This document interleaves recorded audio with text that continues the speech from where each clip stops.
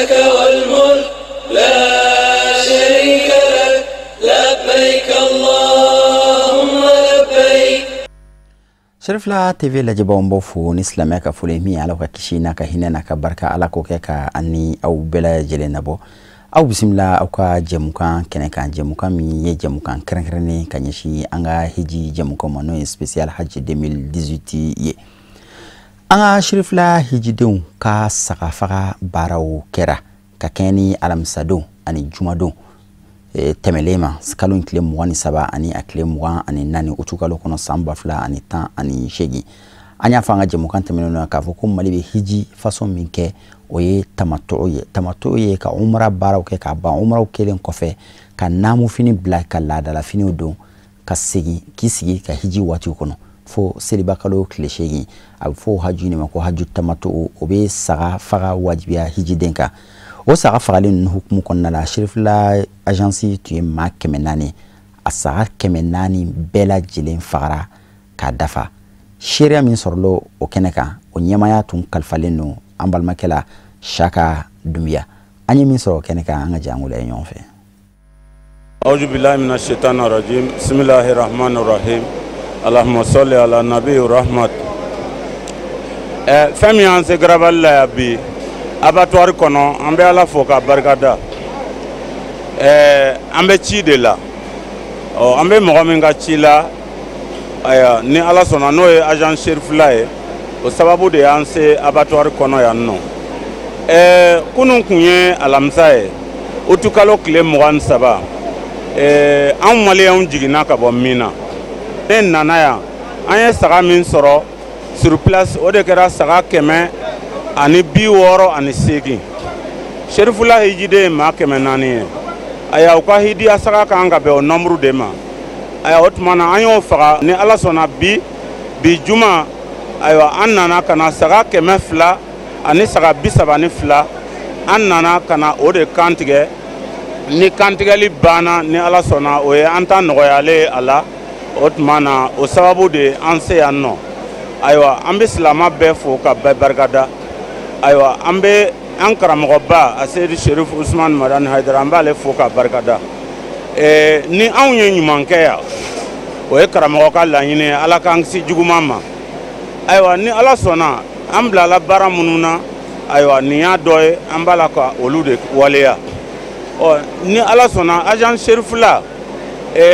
juguman tɛ i bɛ publicité bɛɛ mɛn aywa Kulubalilakaw ni Ketalakaw ka agence wo i bɛ publicité caman mɛn o la kana reportage kɛ saga yɛrɛ dafalen fagayɔrɔ la a ka ca la i bɛ fama ka o ye ni agent Cherifla tɛ aywa ne kun gananen don o tɛ se kalili la o i bɛ fugula dɔrɔn de bɔ aw caméramanu ani Cherifla baarakɛlaw an bɛ aw bɛɛ lajɛlen fo ka aw barikada halisa ala ka ni ɲɔgɔn caman jira na hakɛto b'a kan sal ala Muhammad Bamba Oumar Al Farouk Kaba Côte d'Ivoire. Donc ne ni fɛngɛ Cherifla fɛngɛ agence comptable an bɛ ɲɔgɔn fɛ bi min ye Seydou Doumbia ye parce que jamana nin kɔnɔ an sigin bɛ yan mais an bɛ baara caman kɛ mais heji wagati la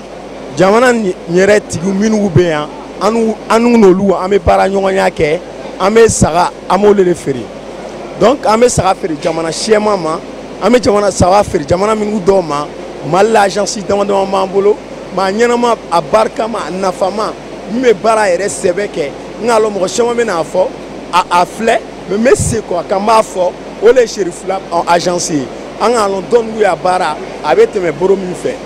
o kɔnɔna la sisan an ni agence dɔw bɛ baara kɛ Côte d'Ivoire n k'a lɔn o bɛ n'a filɛ agence o k'an lɔn donc o kɔfɛ tuguni an ni agence dɔw bɛ baara kɛ ka bɔ Burkina an ni agence bɛ baara kɛ Ghana Benin an ni agence bɛ baara kɛ ka bɔ Niger Nigeria donc n'u bɛɛ tu jamana nin kɔnɔ n'o nana heji la o bɛ saga o b'a san mɔgɔ minnu ma o le b'an nu an n'olu bɛ o y'a saga an b'a faga mais saga ko o kɔnɔ sisan saga ko a domaine na yani borita sɛman b'a la donc mɔgɔ minnu bɛ saga kɛ ni ladiriya ani tiɲɛ ani ladiriya ani tiɲɛ ani lanaya minnu yɛrɛ tala k'a d'o ma lanaya ta ma fa la minnu bɛ a kɛ o bolo ma a bɛɛ y'a ɲɛnama dɔn n b'a fɔ n b'a lɔn mɔgɔ caman bɛna a filɛ mɔgɔ caman bɛna mɔgɔ caman fana bɛ lɔn ani mɔgɔ caman bɛ baara kɛ n b'a fɔ a ɲɛnama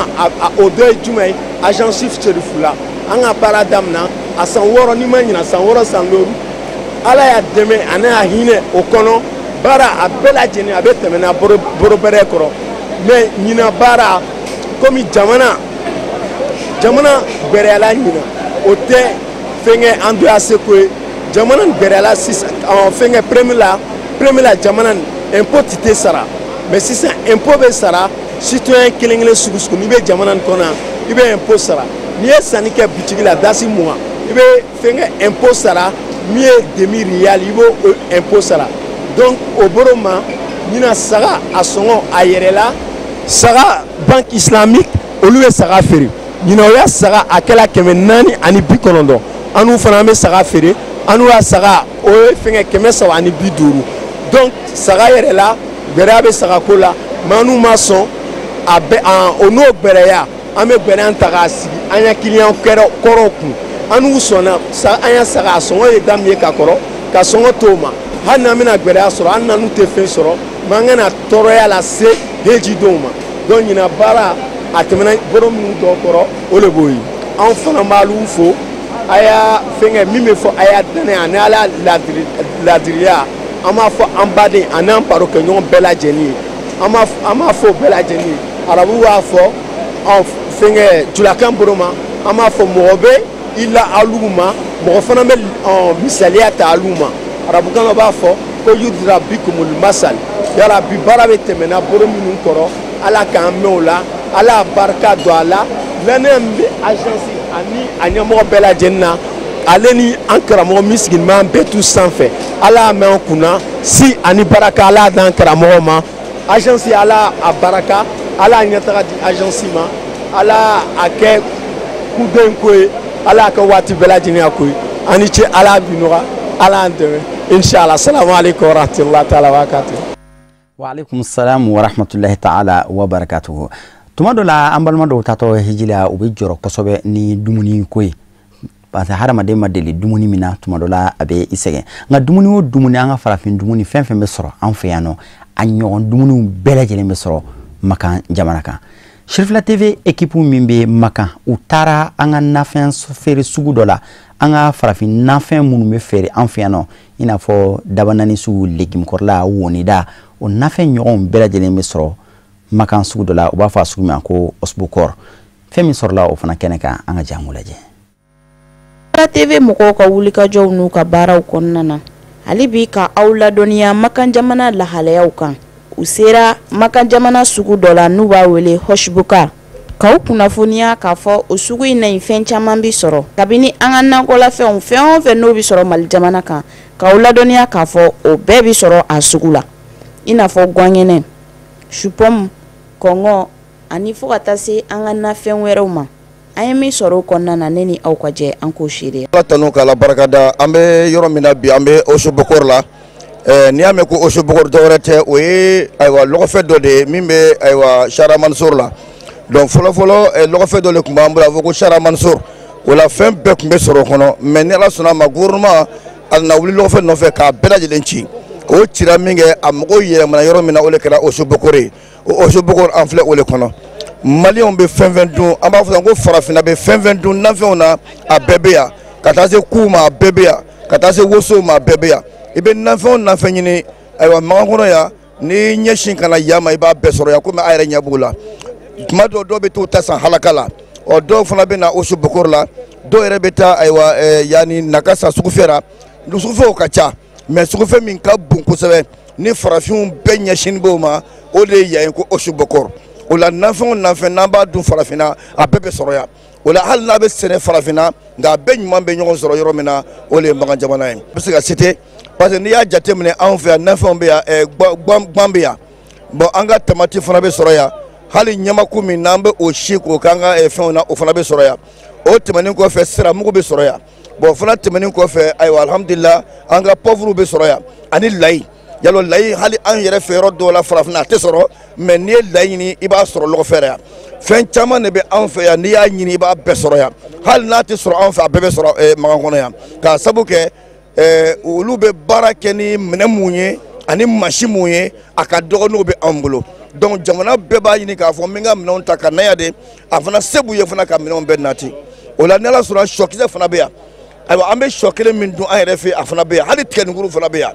donc fɛn fɛn bɛ yen k'i b'a ɲini farafinna a bɛɛ bɛ sɔrɔ nin lɔgɔfɛn na yan komi a yɛrɛ ɲɛ b'o la o b'a yira k'a fɔ an m'an ka siran nin taara magan bɛ dumuni kɛ cogo di n b'a kɛ de o taara hali ɲɔmugu bɛ yan min bɛ kɛ to ye a bɛɛ bɛ sɔrɔ yan min bɛ kɛ baga ye a bɛɛ bɛ sɔrɔ yan min bɛ kɛ mɔni ye a bɛɛ bɛ sɔrɔ yan o la n'Ala sɔnna nin lɔgɔfɛn bɛ wele ko osobokor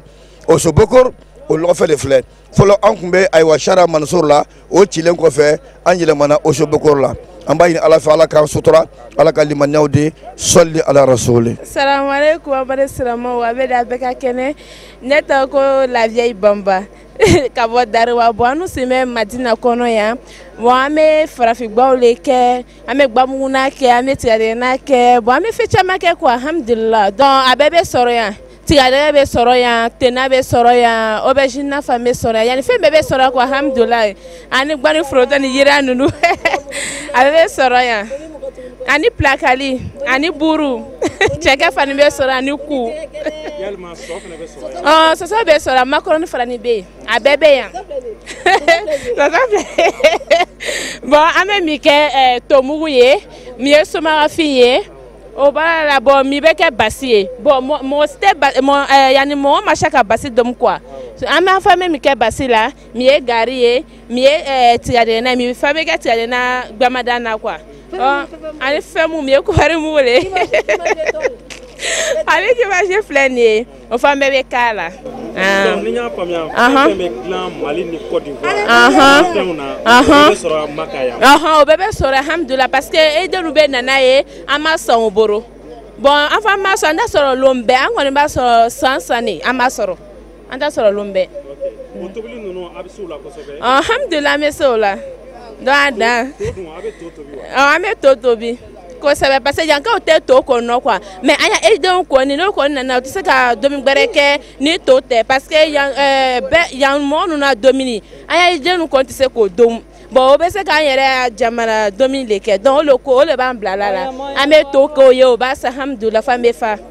Ne tɔgɔ ye Mariam Degoba. Mariam Degoba an ɲɛ bɛ nafɛnw na yan yalima nafɛn jumɛn ni jumɛn bɛ sɔrɔ yan. Siw bɛ yen i y'a fɔ cogo min na tomatiw ani o ya filifiro min ani je ninnu ni lomurukumu ni fɛn bɛɛ lajɛlen bɛ yan quoi jaba fana ni bɛ yen mashallah sugu ni kɔni fɛn bɛɛ lajɛlen bɛ sɔrɔ. A da ka nɔgɔn wa. A da ka nɔgɔn yɛrɛ yɛrɛ. A b'a daminɛ joli la. A bɛ daminɛ dɔrɔmɛ 1 fo ka taa fɛ dɔrɔmɛ 5 ile yɛrɛ bɛ da min fɛ sa sinon a sɔngɔ ka di yɛrɛ yɛrɛ de. Sɔngɔ ka di. Walayi a sɔngɔ ka di yɛrɛ yɛrɛ. A bɛ na jumɛn ni na jumɛn tobi. An bɛ naji tobili an bɛ zagamɛ tobili an bɛ tigɛtigɛ tobili bon danan fana bɛ an fana b'o tobili. Yalima a bɛ sɔ fana bɛ sɔrɔ yan. Sɔ fana bɛ yan fɛn bɛɛ le bɛ yan fɛn bɛɛ lajɛlen n'i ko fɛn bɛɛ kɔni a bɛɛ le bɛ yɔrɔnin na a bɛɛ lajɛlen bɛ sɔrɔ. mais san kalo 12 bɛɛ nin bɛ sɔrɔ yan wa ou bien wagati ko de don. san kalo 12 bɛɛ lajɛlen a bɛ yen. hay minnu tɛ ɲa sɔ dunni kɔ sɔ fana bɛ sɔrɔ Maka jamana kan. talata tɛmɛ wala tɛnɛn tɛmɛnen o bɛnna arafa ma arafa o de ye hiji ye hijiden fɛn fɛn ɲɔgɔn sɔrɔ Maka jamana kan a bɛɛ ɲɔgɔn sɔrɔ arafa a don maliyɛnw fana alhamdulilahi rabbil alamin mali hijiden fɛn fɛn bɔra yen a bɛɛ lajɛlen ye arafa sɔrɔ basi tun tɛ mɔgɔ si la agence tv Cherifla ka lasigiden minnu bɛ Maka jamana kan u munumunu na agencew ni ɲɔgɔn cɛ maaw ye arafa kɛra cogo min na ani u ka nisɔndiya u ye duwawu don min kɛ jamana in ye ani u ye duwawu don min kɛ u balimaw ye an ye min sɔrɔ o kɛnɛ kan an ka jɛ an k'o fana lajɛ ɲɔgɔn fɛ. Imam Ousmane Soualou Traoré ne ye alimami ye Bamakɔ a se 2000 la ONG Alfaroukou la mun ye gouvernement ka délégation ye jɛkulu mun ɲɛsinnen don diina ko ma n'o ye sous commission religieuse ye ne ye o fana ɲɛmaa ye an bɛ Ala deli Ala k'an bɛn sababa ma an bɛ Ala tanu ka Ala barikada ni arafa fɔ ka ban i ye hɛrɛ fɔ ni arafa fɔ i ye barika fɔ ni arafa fɔ i ye duwawu jaabi fɔ ni arafa fɔ i ye jurumi yafa fɔ ni arafa fɔ i ye alijinɛ sɔrɔli fɔ ni arafa fɔ i ye kisi ka bɔ tasuma dɔnni ma i y'o fɔ ala ka ciden ko kisi ani nɛma b'a ye ko don mun ka fisa ni don bɛɛ ye tile yangana jɔn sanfɛ don mun na ko o ye arafa don de ye wa ko duwawu mun fana ka fisa ni duwawu bɛɛ o ye arafa don duwawu ye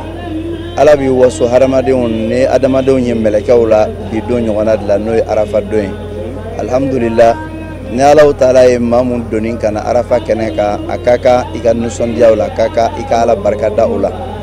Mali ejiden bɛɛ i n'a fɔ i yɛrɛ y'a fɔ cogoya mun na alhamdulillah Mali ejiden bɛɛ sela arafa yan ka d'a kan nali daminɛna kabiri su tilancɛ waati la n'o ye minuit wagatiw ye fajiri bɛ se wagati min na o y'a sɔrɔ Mali ejiden bɛɛ bɛ yan bɛɛ ye fajiri seli yan alakira ko sallallahu alaihi wasallam ko alhajju arafa ko eji yɛrɛ ye arafa de ye o kɔrɔ ye eji ne maa mun ma arafa k'a la i ma eji kɛ an bɛ se k'a fɔ Mali ejiden bɛɛ ye arafa kɛ wa an b'a jigiya k'a fɔ ko Mali ejiden bɛɛ ye eji sɔrɔ ni ala ka diɲɛ ye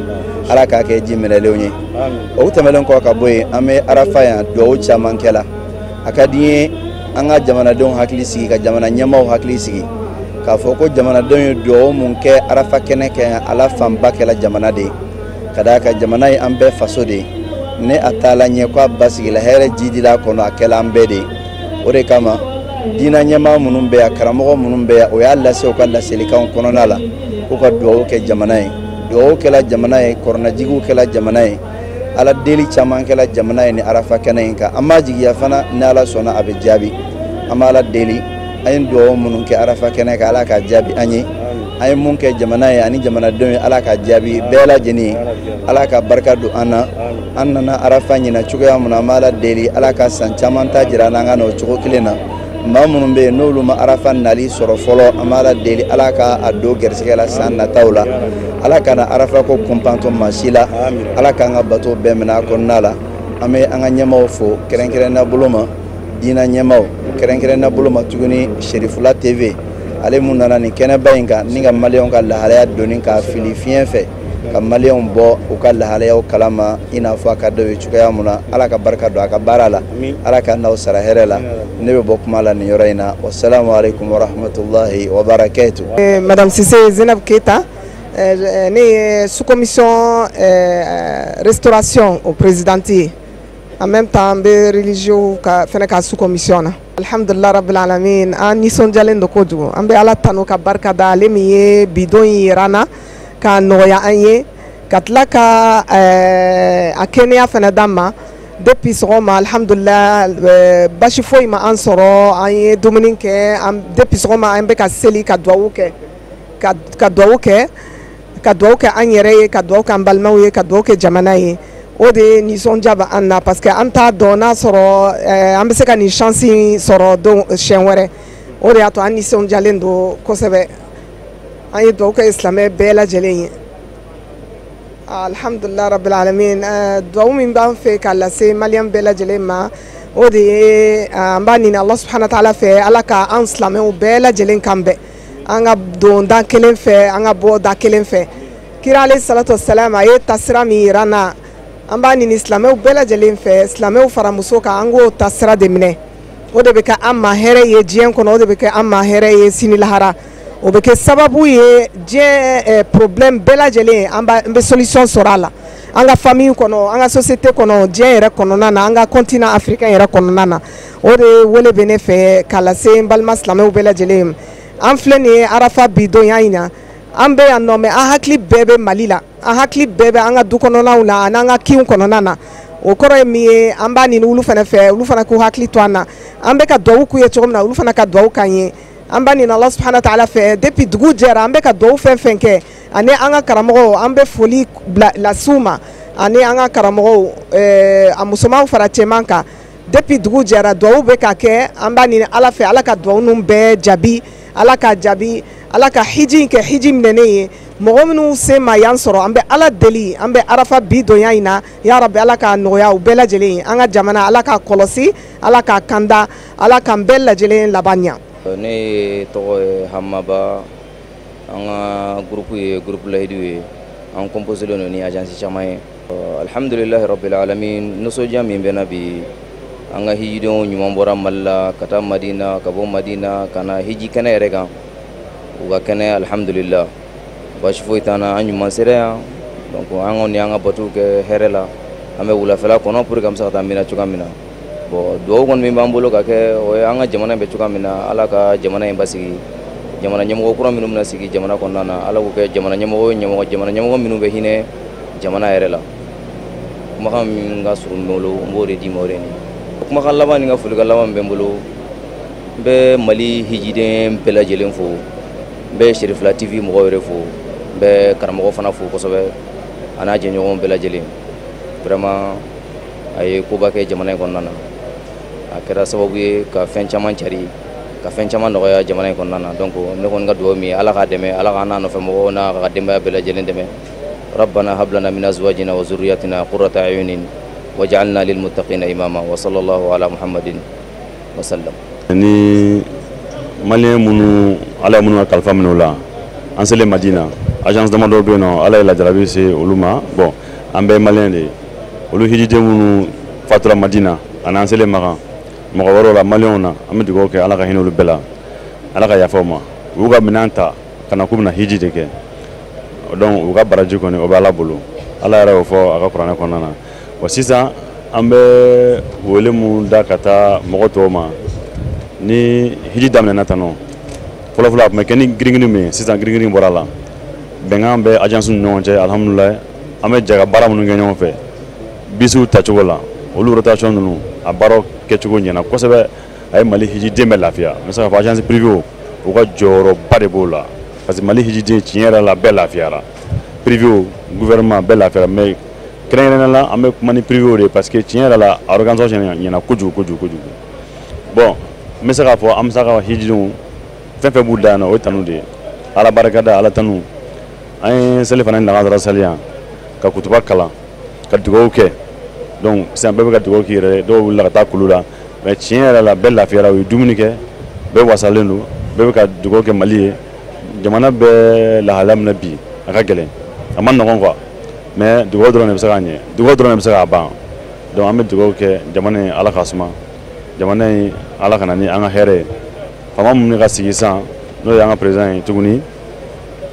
hali ni défaut b'a la an bɛ dugawu de kɛ ala k'a ɲɛ a bolo a tɔgɔ duman ala k'a di bɛɛ ma jamana ka suma bɛɛ ka hɛrɛ sɔrɔ jamana kɔnɔna na n'a a ɲɛna maliyɛnw de n'a tiɲɛna a bɛ tiɲɛ maliyɛnw de donc a bɛ ɲɛ cogo o cogo k'a d'a ma an bɛ dugawu de kɛ ala k'a ɲɛ parce que n'a a ɲɛna an bɛɛ de ka tɔgɔ diya b'a la jamana ka se ka suma basigi ka se ka na jamana kɔnɔna na jamanadenw ka laɲini ka se ka sabati hiji ko fana an bɛ dugawu kɛ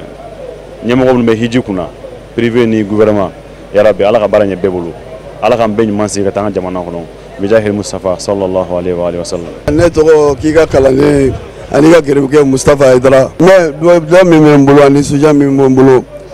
o ka bon kojugu an nisɔndiyalen don k'an fari foni parce que ala y'an fara jɔn kunnandiw kan k'an jɔ kɛnɛja kɛnɛ kan i n'a fɔ ala kɛra jɔra kɛnɛ kan cogo min waati kurun ani a taa yɔrɔ ka jan an tɛna kuma janya an ma an bɛ min fɔ bɛɛ min mana tele lajɛ minnu bɛ ka kuma in lamɛn bɛɛ ka jɛ ka dugawu kɛ jamana ye magan bɛ yan de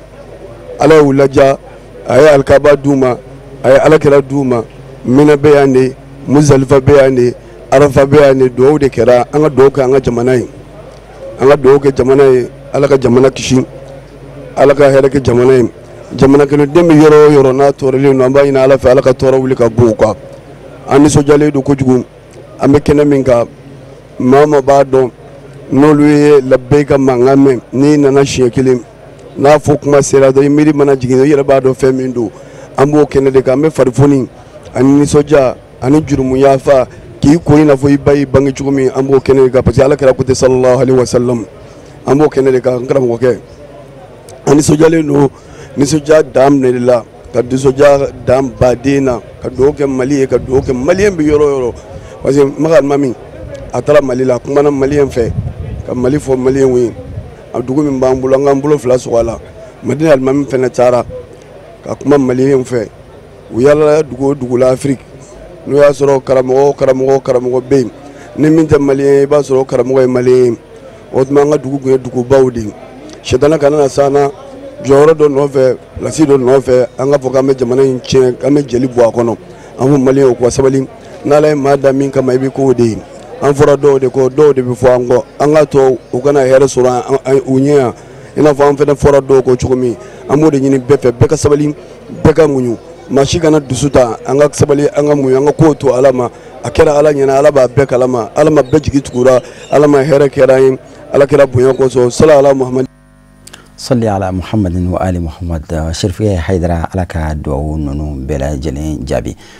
قصيدة ولا مدهو ولا بردا كلا وي أنغا جمانين لادوية وي كنو سيجي كألك صلى الله عليه وسلم مجمو كفساودا دون لدمونا وي لادي أنغا جمانا كونو أنغا دوني دوبا فن بي جمانين كونو أني أنغا دوني دوبا فن بي جمانا كونو دومونو دوني نوني ديني ani dugu munun dɔɔni noni diinaw ye olu ka laada ye wa kɛnɛba o kɛnɛba o bɛ jɛ ka sigi ka alakira majamuli dɔnkili da maliden fanba wala maliden hijiden fanba bɛ o ko in de kan o de kosɔn a bɛ san dama dama bɔ mali hijidenw y'a kɛ laada u yɛrɛ kan n'u taara mina u bɛ jɛ ka fara ɲɔgɔn kan tantan dɔ kɔrɔ ka taa alakira majamuli dɔnkiliw da n'u b'a fɔ ma ko burda so ɲinanta agence Cherifla y'a ɲini ko bonya in ka di an karamɔgɔ ma a Seyid Sherif Usman Madan Haidara hijidenw bɛɛ lajɛlen bɛnna ka ɲina burda kalan wala kasida kalan ka bonya di an karamɔgɔ ma a Seyid Sherif Usman Madan Haidara o kama u ye ɲɔgɔn sɔrɔ agence Cherifla ka tantanw kɔrɔ ka su bɛɛ ban alakira majamuli dɔnkiliw la sallallahu alaihi wa sallam majamuli dɔnkili ninnu banni maaba caman tun bɛ kɛnɛ kan olu fana y'u ka nisɔndiyaw yira ne nin burda kalan ne nin kasida kalan ninnu an ye min sɔrɔ o kɛnɛ kɔnɔ an ka jango fana lajɛ ɲɔgɔn fɛ رجا شفاعته لكل هول من الأهواء المقتحم مولاي صل وسلم دائما أبدا على حبيبك خير خلق كلهم فهو الذي تم معناه وصورته ثم اصطفاه حبيبا بريء السمي مولاي صل وسلم دائما ابدا على حبيبك خير الخلق كلهم كالزهر في ترف والبدر في شرف والبهر في كرم والدهر في همم مولاي صل وسلم دائما أمي محمد زينة الدنيا وبهجتها كاشف الغماء والسلم سيد طابت مناقبه صاغه رحمن بالنعم صفوات البحر وخيراته طائر من سائر التهم داهي كل الضيف مكرمه جاره والله لا مالي في البخاري ويا أصلي محمد سيد الكونين وثقلين والفارقين من حروب ومن آدم يا رب أحمد ورب محمد حبيبا ملته وخليل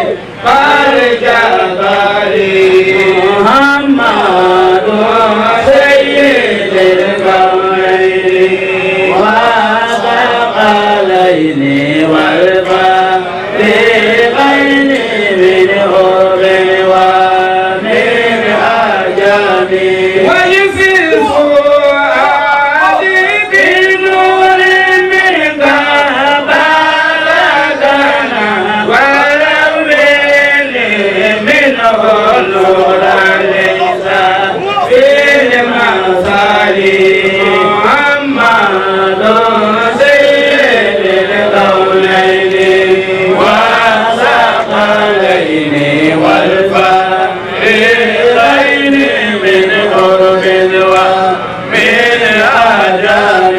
بدر الدجى ودجى بهم جالا فانجالا غير غيب الذين والأولين محمد سيد الكونين والثقلين والبحرين من عرب ومن عجم بدر الدجى ودجى بهم جالا فانجالا غيب الغيب الأدنى والأولين محمد سيد الكونين والثقلين والبحرين من عرب ومن عجم شمس الضحى والضحى بالظلام وما الورى الله فالتجا بلا وسلي محمد سيد الكونين والثقلين والفريقين من قرب ومسمى محمدا سلام على نور الذي جاء بالهدى سلام على البدر المسمى محمدا سلام على جميع الهدوء واختارك السنة وصلى بأملاك سماوات مولنا وسال إلى هجوب الجلال وما ولا إلى العرش والكرسي أحمد قلبنا ونورهما من نوره يتلعلو سلام على نور الذي جاء بالهدى سلام على البدر المسمى محمدا Baba Abdul Latif Touré ni so jami bena ari mekela ne mabadu koy an welila kana ala ye an selo jenentala o ko kana ala kara wol man don din kenen kan nan yero kenen ka am alhamdulillah am ala fu am tanu am ala tanu ka fo ala ye do fo fe na kara mun kenen ga ala ka bela jere mine kamina an hiji dewma kamna nga jamana ma kamna nga jamana ko dembemba kamna salame killa bela jelemna ka doke awire ka doke Cherif Ousmane Marada Dray ka doke Cherifla ka to belenga sallallahu alaihi wasallam ne togo yi Abubakar Sabe me bele jelebe wele ko Baba Sabe ka bo mopti alhamdulillah rabbil alamin no suje mi mine bulu Cherifla tantan korobi o no suje at seka fo kaban bawo ambe minabi no suje min kala ne ka alakira Muhammad sallallahu alaihi wasallam ne ka asinwele ne ka aka ko mankutu fo bishula me ono ye anga mina sigi shula banye oye femba de me ay nusudia kenna nusudia men seka afoka ba wa medua woke masami nyina njirana ya rabbi allah taala ka sanwela jira anna amba nyina allah taala fe hiji min kera ma o ma min faala min bidaga ya rabbi allah taala ka bele jelen ka hamin no ya allah taala ka sanwela jirana wa ambe dua woke Cherifla ka dua woke atakini sawnye ajatabo ana kuma sababo ambe duwa ka bele jelenye foka tashi anga karama wabayre ma Sheikh Ousmane Cherif Madana Haidara ne ya dindi ne ya dindi kabini aka mopti sigila ne ya dindi alene mfake Abubakar Sabe ulude jera ka muti ke nyonfe wa hakaza ne nyeda aka alhamdulillah bunyani karama de bi ya rabbi alaka shine kenedi ama dine demene ya rabbi alaka no anai على كان فراد مبوكا اللهم صل على سيدنا محمد وعلى آل سيدنا محمد وسلم الحمد لله نسيجي من يرى بسلامو كاسلاميا كاتملا كلا سفو هجلا أنا أجنسي نمو ولوكا بين أنا على كلا كانوا نين أورنا نسيجي على كلا بنيام من ملكنا كلا سيانو أودي أنفرا نيوكا كانغو يراني كنكا نيامه هجي على كلا ديافاني okuma ni hijab doni jimenye arafa muzdalifa mina o mino flani ame mina de kono okuma angana kana chiba sallallahu alaihi wasallam amba no de ka o de ko sanya ka bunya yira kurala bambeno ala ka o yira bolo ma ka barala Cherifla min ba ka baraka ka beta ka kekeleye ka agence be kekeleye ka malion be kekeleye ka jafri kenaka be kaye ka bo dibila ya rabbi ala ka yirwa maliko na election kera sisano jabi bora ko min kera famay no Cheikh Ibrahim Alhaji Ibrahim Keita no ya encore kay na nyemoy okuma ala ka nyabolo ala ka mo dama munu ba deme an munu ba bolo fana ala ku kam du nyogona jamana ala ka here jamana ala ka barka ala ka jamana dia ka salama yiriwa ka sanyi mandama ka here cha yako no ka bencha yako no ka barka jida kono ka fitna dufa kono ka bedo ka kuma kan kelna no kalmatu wahda la ilaha illa allah muhammadur rasulullah sallallahu alaihi wasallam alhamdulillahi rabbil alamin wassalatu wassalamu ala ashrafil mursalin sayyidina muhammad wa ala alihi wa sahbihi wa sallam taslima. D'abord Khalifa Ismail Dramé Nigo Bourdadro oya anjeli quoi Sirifi Bonya kila kanu dumumbe nolu sigile mo o kamalla surtout ni sira Bamako ni duta dumu sigile Sirifi Bonya ka na mage folo e amage flana e Sirifi so ba on fait ka joka banga blamo sangal dans place Sirifi be jiga kono o so be amulo zawala sa wala mahula wa zawala donc Sirifi Bonya o anyo sura angaso ni jama farale nyonga bete ni gardia sura anya dam 2013 antu be munumunu de ba sera ya no amaboya mble mu yoke o e Bonya ni karama de Sirifi ga Bonya ala ye mogo farale nyonga ala go wata simun bi ablillahi jamia wala tafarraqu anyo bere tafalen sura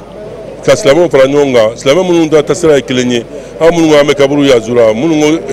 mawludu kan ke mo nyombe magaw sa mo on demande farale no nyonga ka ngani mbaranga ame fa on va ambo kon la ka fala groupe ma fa na kana on da do de kumala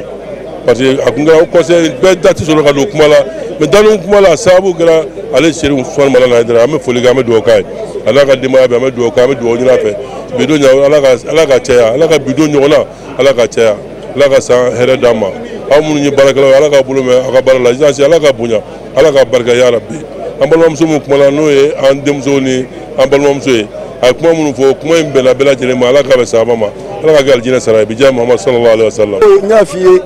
ne be kuma ni kuma daluye ma almami min fatura na ma subeli atara malila shi damado akuma malika akuma maliyoyi madna almami ba min fatura atara malila ibita ni ngalige akashadi be mo bulu ba min ka alame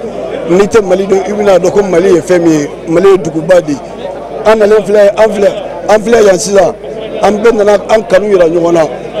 an ba fo télévision mo moy munum la télévision naje an ka nyoko fe foy to bo ni mo kera nyoko fe doro abana here bodi la bemelete foy gla balawte foy gla mashibate foy gla here tola ame do gala ka sawara yira an bela jelena an be ka kalanga jogo be fe be ka caméra ta ibe ka bara gala ka ni deme. Merci pour votre question. Avant d'exprimer mes sentiments, je voudrais d'abord rendre grâce à Dieu, le Tout-Puissant, le Miséricordieux, et prier sur notre prophète, béni soit-il. Ceci dit, je dis que c'est avec une immense joie et un réel plaisir que je me suis trouvé donc, au sein de la communauté musulmane